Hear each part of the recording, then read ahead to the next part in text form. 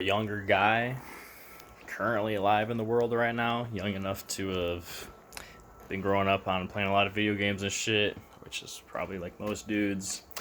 Um, Comes a point where you have to look at the games, be like, well, I can't just do this and just have guilt-free fun anymore like I could when I was a kid, because I know bills are on the horizon. I know fucking negative internal feelings could be on the horizon if you don't get your shit together in a certain way.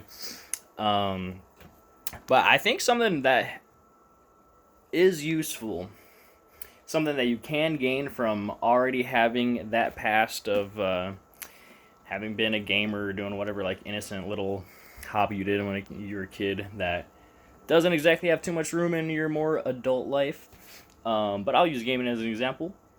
If you're gaming, if you're a gamer, you were obviously improving your skill set in the game, but you're also learning how to learn things. You're learning how to learn the systems of the game, and you're also learning, because most gamers, they're gonna look up shit outside of the game to see how to get better at the game. So you're gonna learn from outside resources, right? And that's a skill, like being able to learn a specific system of things, and also being able to learn. What the fuck was I just saying?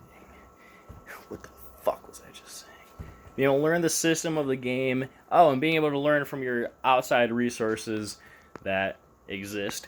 You can change. You can take that from the gaming, something that you just went out of your way to do for innocent, harmless little fun, and you can transfer that over to some more serious shit that you have to do.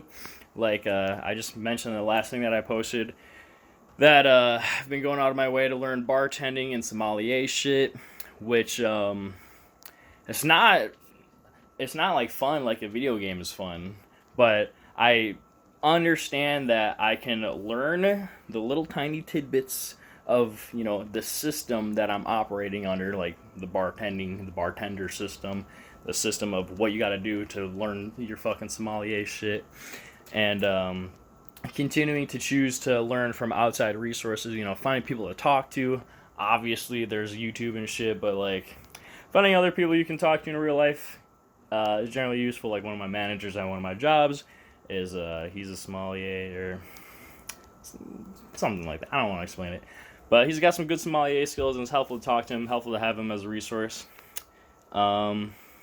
But yeah, as as a deliberate choice that you can make to start learning things, with the art of learning. If you learned a video game, sure, you just learned that video game, but you also improved your skill of learning in general, and that is a super valuable skill. That skill of learning, the art of learning, that's something you wanna hold near and dear. So in the past you've played a shit ton of video games. Maybe you're like, oh man, I really wish I didn't spend all that time playing video games. You can't take it back now, but you can still fucking reap some benefits.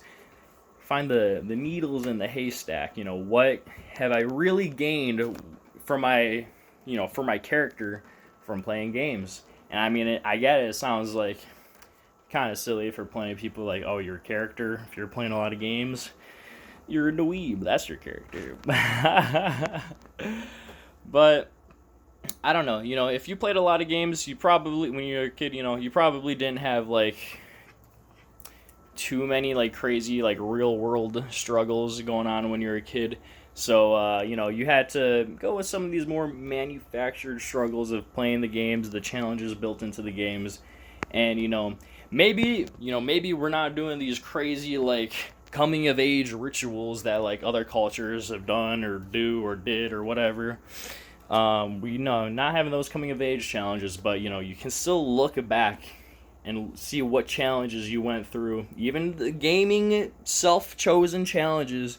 See what challenges you went through or chosen to go through. See what you can glean from them, because there's useful kernels in there. God damn it.